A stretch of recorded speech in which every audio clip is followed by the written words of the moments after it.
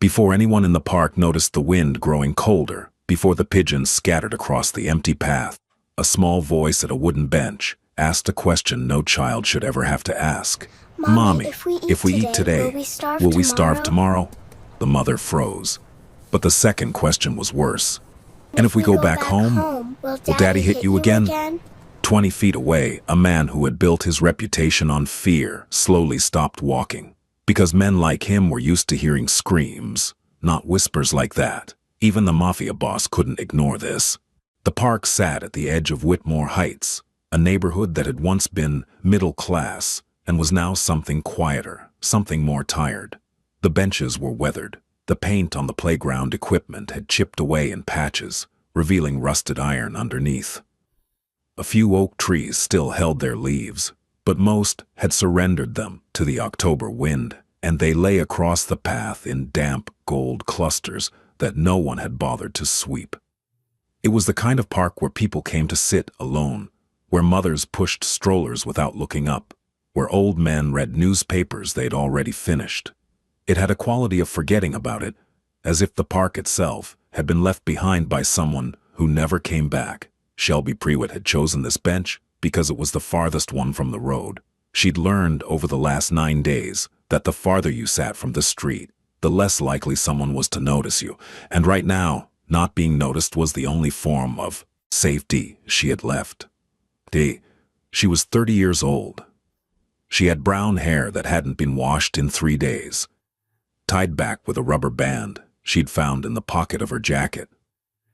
Her eyes were the kind of tired that sleep couldn't fix.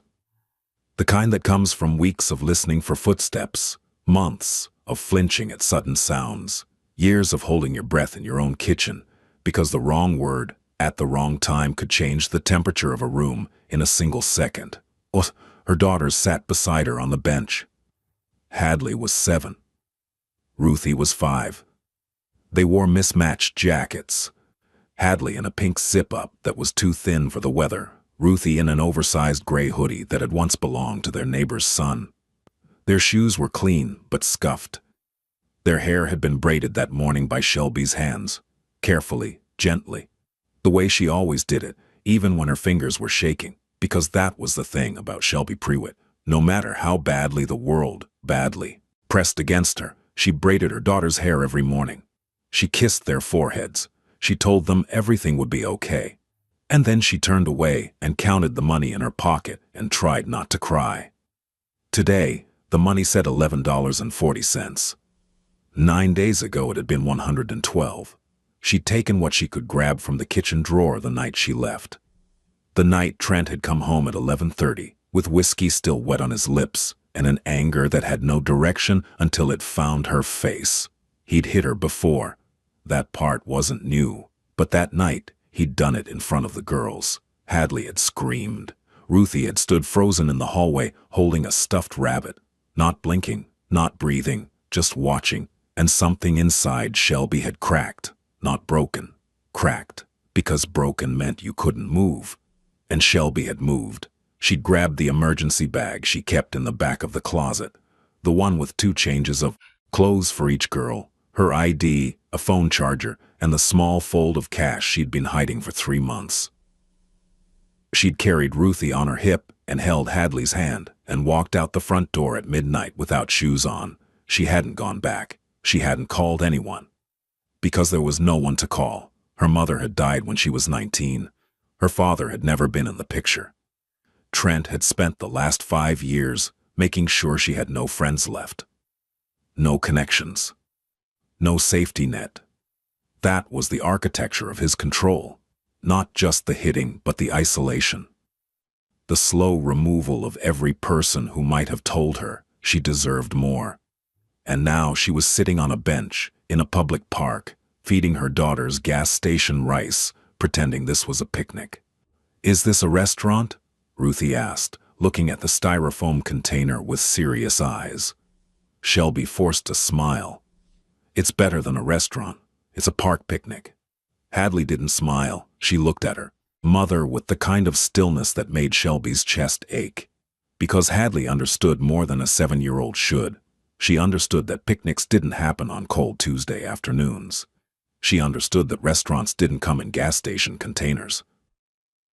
She understood that her mother had been sleeping, sitting up for the last 4 nights because the back seat of the car didn't recline far enough. They ate slowly, not because they weren't hungry, they were starving, but because both girls had learned, somewhere in the last 9 days, that eating slowly meant the food lasted longer, and lasting longer meant Mommy didn't look so scared. Ruthie chewed a small bite of rice and stared at the pigeons walking along the path. Hadley moved the beans around the container with her fork, arranging them into a little circle like she was building a wall around the last few bites. And then Hadley looked up. "Mommy, if we eat today, will we starve tomorrow?" Shelby's fork stopped. The air between them changed. It became heavier, like the sky had lowered itself a few inches closer to the earth. She opened her mouth to say something. Something comforting, something automatic, something a mother is supposed to say when her child asks a question that belongs in a world no child should live in. But before she could speak, Ruthie asked the second question. "And if we go back home, will Daddy hit you again?" Ruthie didn't say it the way an adult would have. She said it simply, as if she were asking about the weather, as if violence were just another thing that happened, like rain, like cold, like running out of food. And that was what made it unbearable, not the words themselves, but the way Ruthie had already learned to say them without flinching. Shelby pulled both girls closer. She didn't answer. She just held them and pressed her lips against the top of Hadley's head and closed her eyes and tried to keep her breathing steady. 20 feet behind them, Grady Ashworth had stopped walking. Grady didn't sit down right away. He stood near a tree just off the gravel path, his hands in the pockets of his dark coat, his face turned slightly toward the bench where the woman and her daughters were sitting. He was not the kind of man people described with gentle words. He was 6'1", broad across the shoulders, with a jaw that looked like it had been set in concrete. His eyes were gray-green and had the flat quality of a man who had learned, very early in life, not to show what he felt. His hair was dark, cut short, and there was a thin scar along the base of his left ear that most people never noticed, because most people didn't look at Grady Ashworth long enough to see it. He ran an organization that operated across 3 counties. He employed over 200 men. He had lawyers on retainer, judges who returned his calls, and a reputation that preceded him the way thunder precedes lightning. By the time you heard it, something had already struck. But Grady had not always been this. Once, he had been a boy named Grady who hid behind a couch while his father broke things. Once, he had been a child who knew what it meant to eat slowly because there wasn't enough. Once, he had been 7 years old, standing in the doorway of a kitchen in Decatur, Georgia, watching his mother hold a bag of frozen peas against her own face and whisper, "Don't tell anyone, baby, we're fine." He had not thought about that kitchen in years. But standing in this park, listening to a 5-year-old ask her mother whether her father would hit her again, the memory came back with a force that nearly took his breath. He stood there for a long time. He watched the woman pull her daughters close. He watched the way her shoulders curved inward as if she were trying to make herself small enough to disappear. He watched the way the older girl kept looking around the park, not the way children look at things, with wonder or curiosity, but the way soldiers look at things, scanning, calculating, watching for danger, and Grady recognized that look because he had worn it himself. He reached into his coat pocket and pulled out his phone. He texted one word to a man named Sullivan, who had worked with him for 12 years and never once asked a question that wasn't necessary. "Stay close." Then he put the phone away, and he sat down on a bench across the path. Shelby saw him. She noticed him the way she noticed every man now, with the quick, involuntary scan of a woman who had been trained by violence to assess threat in a single glance. His size, his posture, the way he sat with his arms resting on his knees, looking straight ahead. She pulled the girls a fraction closer, but the man didn't look at her. He didn't speak. He sat on his bench like a man who had been there for hours, watching the pigeons, watching the leaves, And so Shelby turned her attention back to the only thing that mattered. "Listen to me," she whispered to her daughters. "We are going to be okay. Do you hear me? We are going to be okay." Hadley looked at her with those two old eyes. "You said that yesterday, and I'll say it tomorrow, and the day after that." "Are we going back to the car tonight?" Shelby swallowed. "Maybe, or maybe we'll find somewhere warmer." "Are we going to a hotel?" "Hotels cost money, baby." Hadley was quiet for a moment. Then she said, "I don't need a bed. I can sleep sitting up.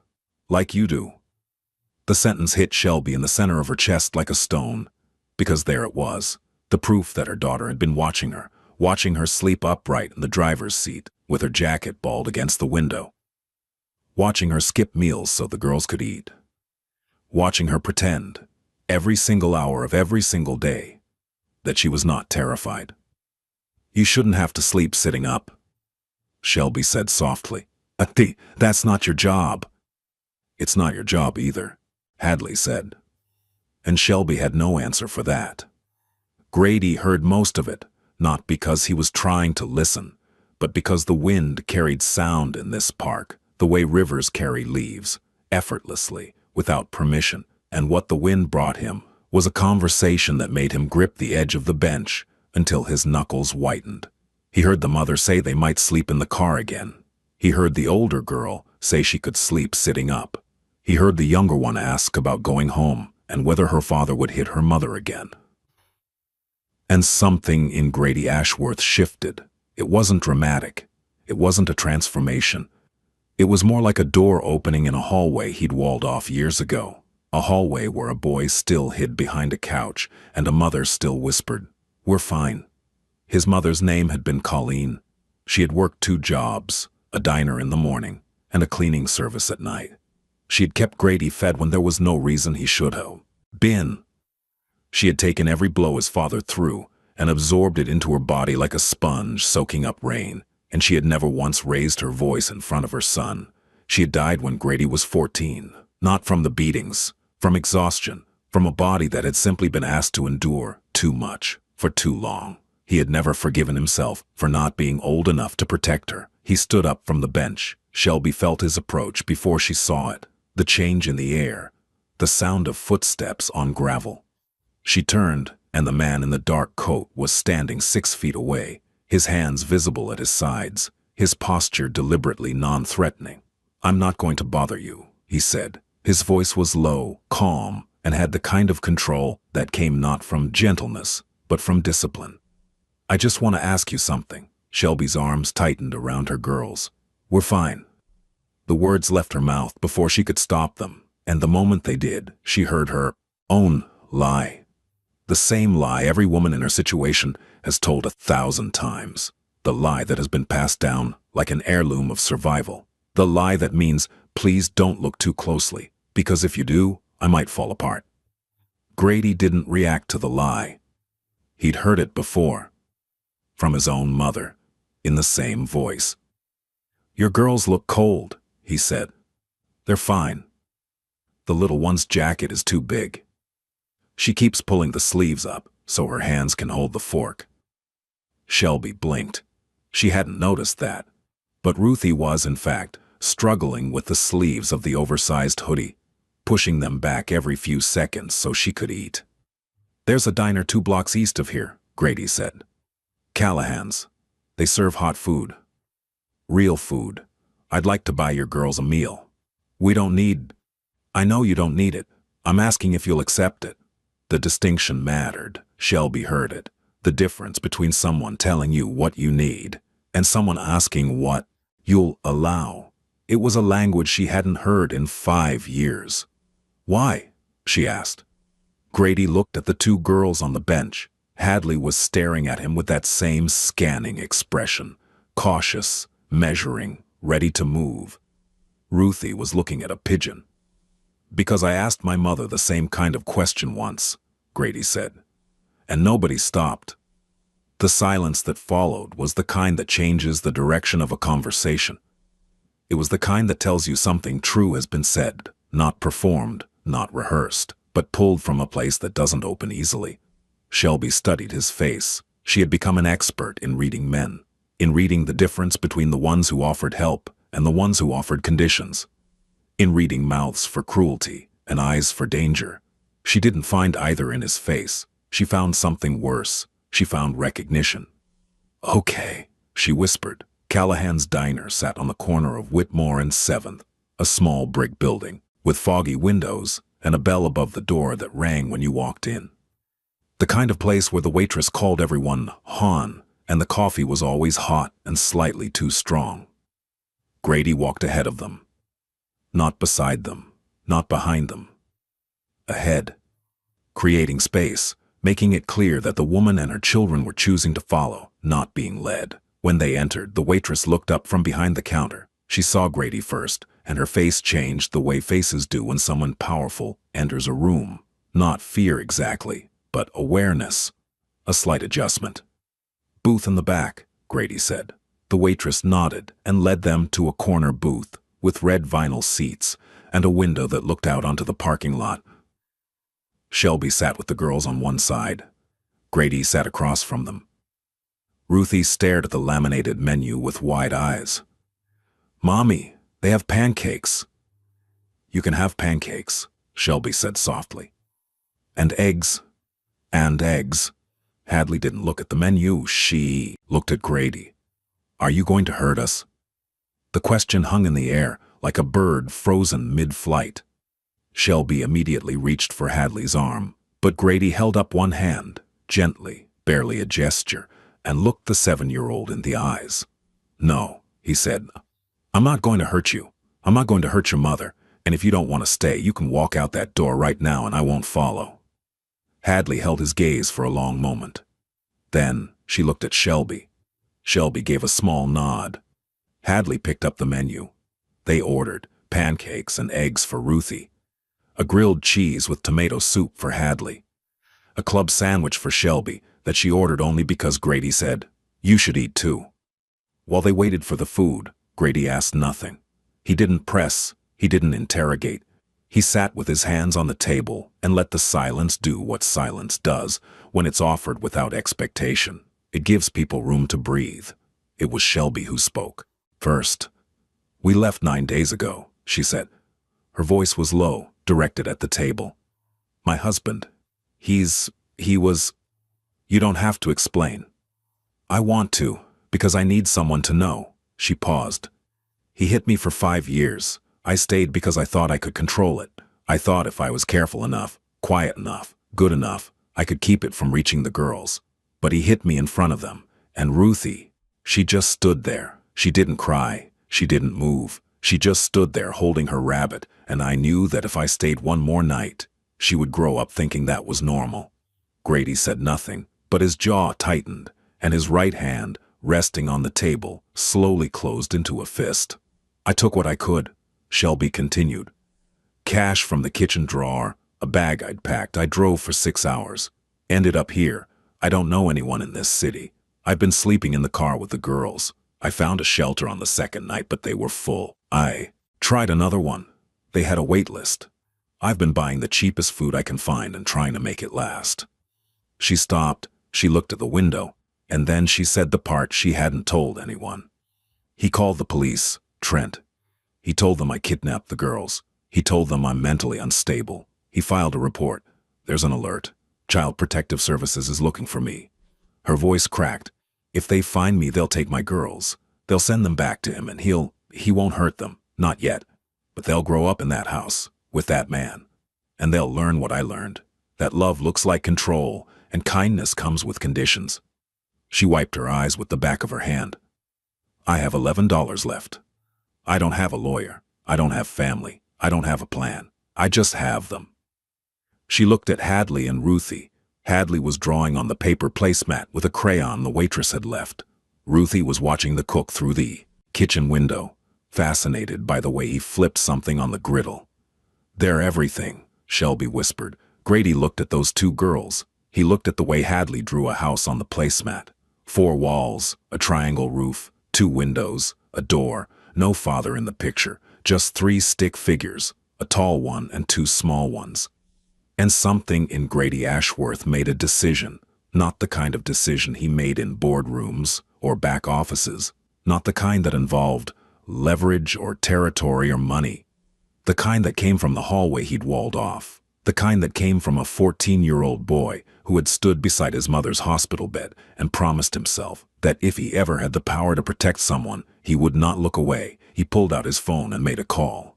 Sullivan, I need 2 things. A room at the Westin. Clean. Quiet. Long-term. Under a name I'll give you, and I need Margaret Calloway's number. He hung up. Shelby stared at him. Who's Margaret Calloway? She's a family attorney, one of the best in the state. She handles cases like yours, custody disputes, protective orders, abuse documentation. She doesn't lose. I can't afford... She's on retainer. Whose retainer? Mine. Shelby shook her head. I can't take that. I don't even know your name. Grady, and you're not taking anything. I'm placing a phone call. The decision to accept what comes from it is entirely yours. The food arrived. Ruthie's eyes went wide when the pancakes were set in front of her. A short stack with butter and syrup on the side, steam curling off the top like a small warm prayer. Mommy, Ruthie said, these are the biggest pancakes I've ever seen. Eat them slow, baby. I don't want to eat slow anymore. Ruthie looked at Shelby with her enormous brown eyes. I want to eat like a normal kid. Shelby pressed her lips together and looked away. Grady watched the mother fight to hold herself together in front of her daughters, and he recognized that fight. He had watched his own mother fight it every night at the dinner table, smiling through a swollen lip, laughing through a bruised rib, pretending the world was safe while her body told a different story. Hadley ate her grilled cheese carefully, tearing it into 4 equal pieces before eating the first one. She dipped each piece into the tomato soup and chewed with a seriousness that made her look twice her age. Shelby ate half her sandwich and wrapped the rest in a napkin. A habit, a survival instinct. Save what you can for later because later is never guaranteed. Grady noticed. He didn't comment, but when the waitress came back, he ordered a second meal to go. For later, he said, looking at Shelby, in case they're hungry tonight. She didn't argue. When the meal was finished, Grady's phone buzzed. Sullivan had secured a suite at the Westin Arms, not the kind of place that asked questions. Clean rooms, key card access, a small kitchen, and a door that locked from the inside. It was the kind of place that existed in the margins of the city, known to certain people, invisible to others. There's a room waiting, Grady said. It's paid for. 2 weeks to start. No name on record. No one will know you're there. Why 2 weeks? Because Margaret needs time. She'll file an emergency protective order. She'll begin documenting the abuse. She'll petition the court to dismiss the kidnapping claim and establish you as the custodial parent. 2 weeks is what she needs to build the foundation. Shelby's hands were trembling, not from fear this time, but from something she hadn't felt in years. The terrifying, fragile possibility that someone was telling the truth. What about Trent? What about him? He'll look for us. He won't stop. Grady's expression didn't change, but something behind his eyes shifted, the way water shifts beneath ice, invisible unless you know what to look for. He won't find you. You don't know him. I don't need to know him. I know what he is, and men like that only have power over people who are alone. He paused. You're not alone anymore. Shelby stared at him across the table. The fluorescent light of the diner hummed above them.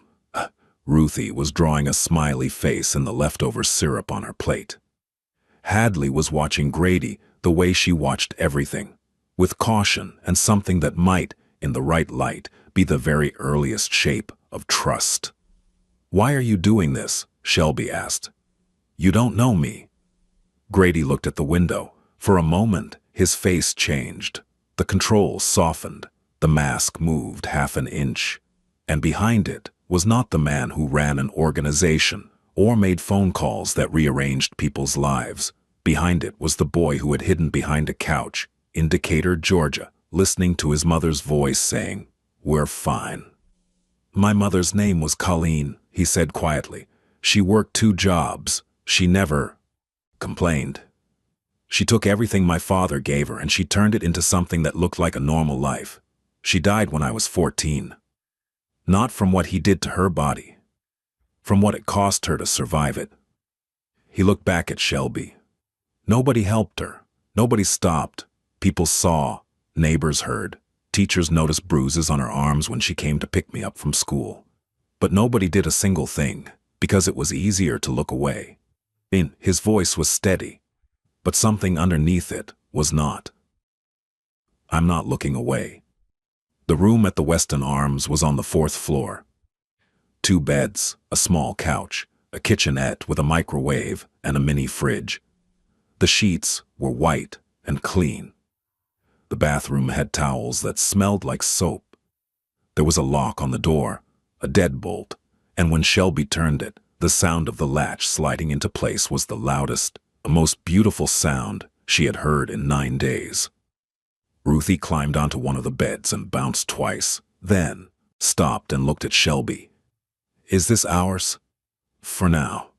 Can I sleep lying down? The question destroyed Shelby.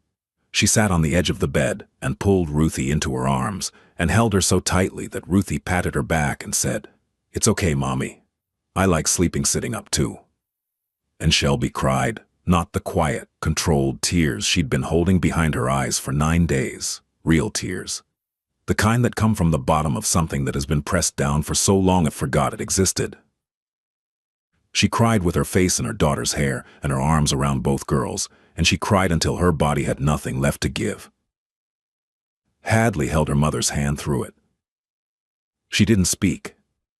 She just held on. Because at 7 years old, Hadley Prewitt understood something that most adults never learn, that sometimes the strongest thing you can do for someone is simply not let go. Grady was not in the room. He had walked them to the building, handed Shelby the key card, and said, "Margaret will call you tomorrow morning. Answer the phone." Then he had turned and walked down the hallway. No fanfare, no expectation, no request for gratitude, just the sound of his shoes on the carpet and the quiet click of the elevator door. Margaret Calloway called at 8:14 the next morning. She had a voice like a woman who had spent 30 years arguing in courtrooms and winning, sharp, specific, and kind in the places where kindness mattered. She asked Shelby to tell her everything, and Shelby did. She told her about the first time Trent hit her. 3 months into the marriage, a slap across the face because dinner was late.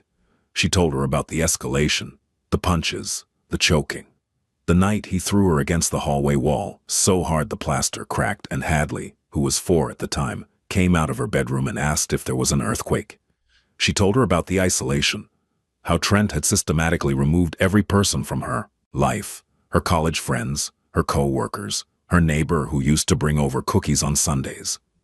One by one, Trent had found a reason to push them away.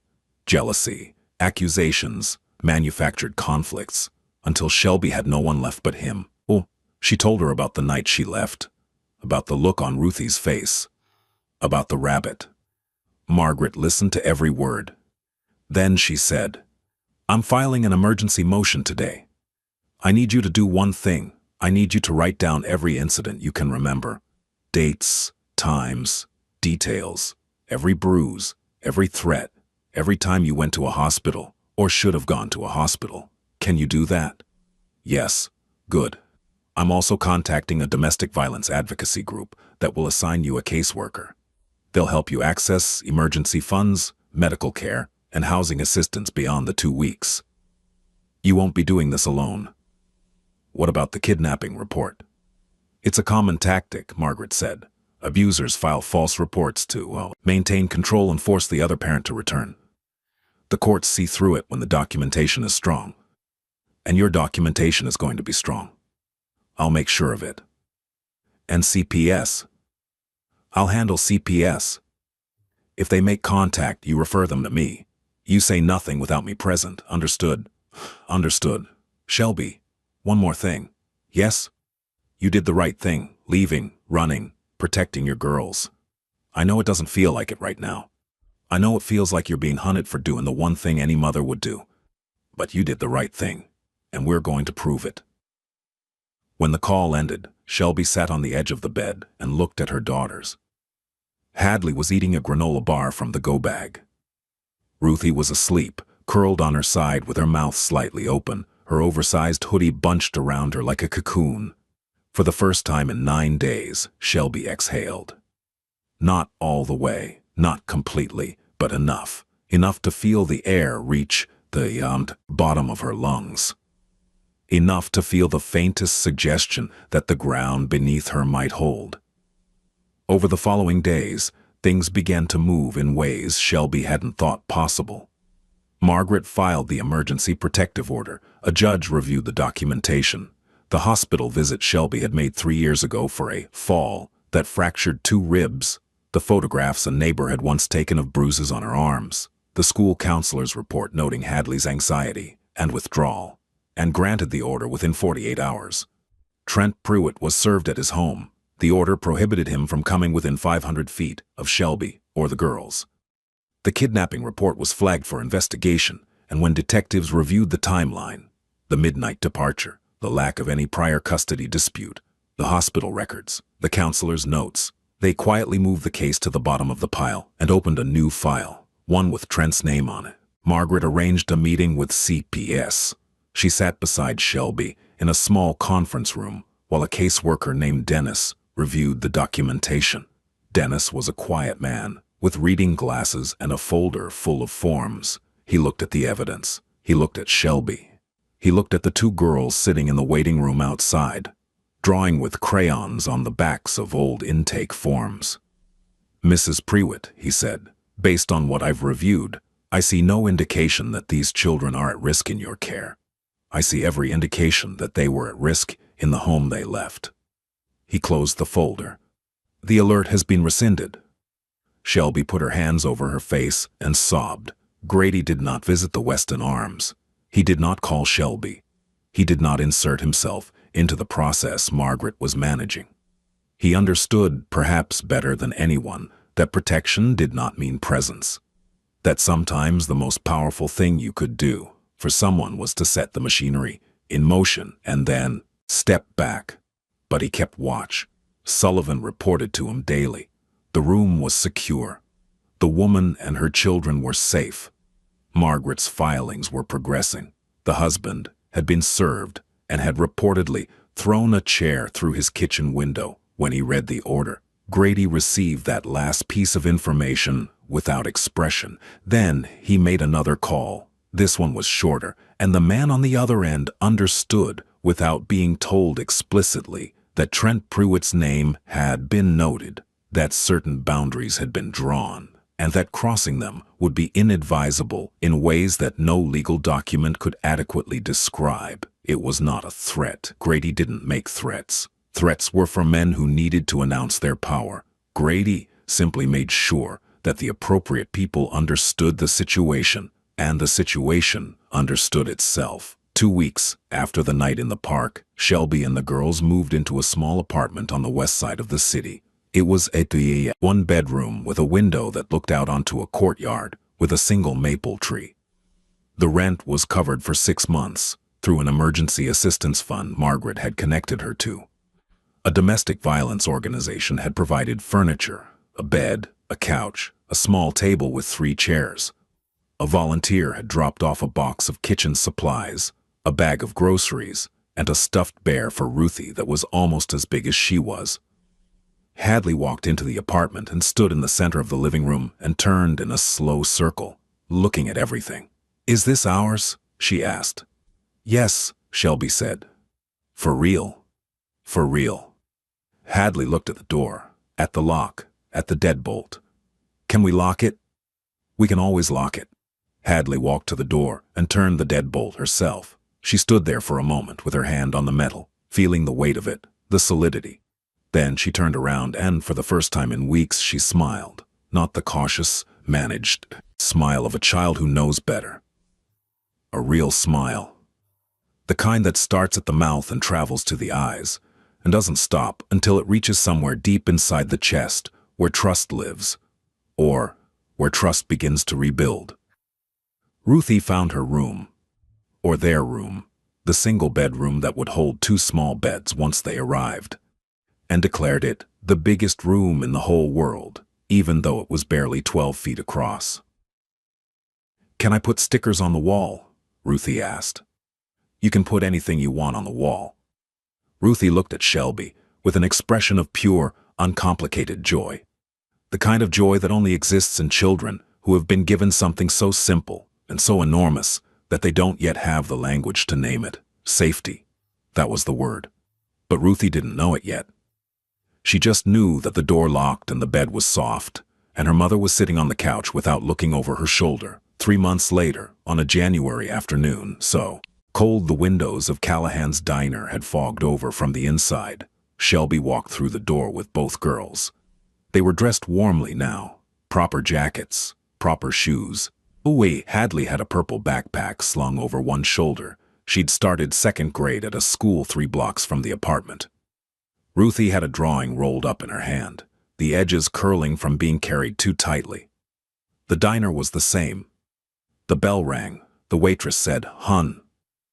The coffee was too strong. They sat in the same booth. Red vinyl.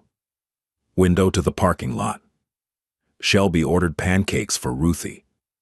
Grilled cheese and tomato soup for Hadley.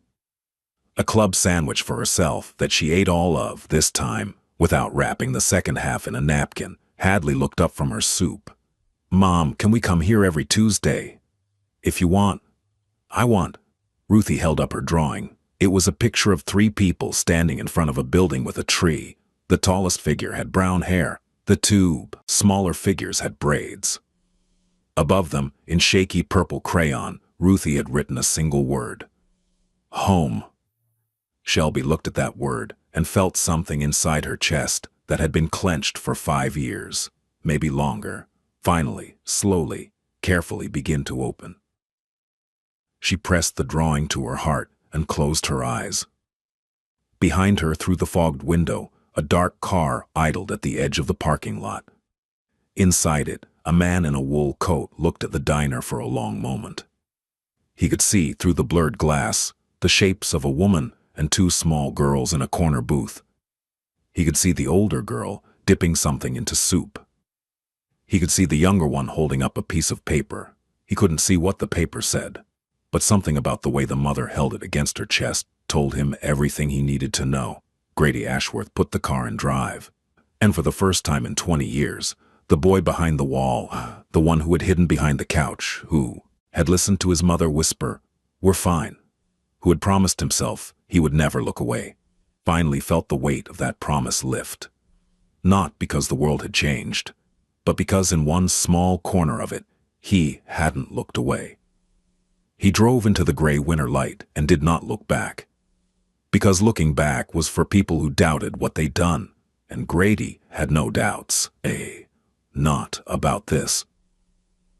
The bell above the diner door rang again as someone walked in. Cold air swept across the floor. Ruthie looked up from her pancakes and smiled at no one in particular. And somewhere in a small apartment on the west side of the city, a deadbolt waited faithfully in its locked position, holding the door shut against a world that had once been too dangerous to live in. But not anymore, not for them, not today.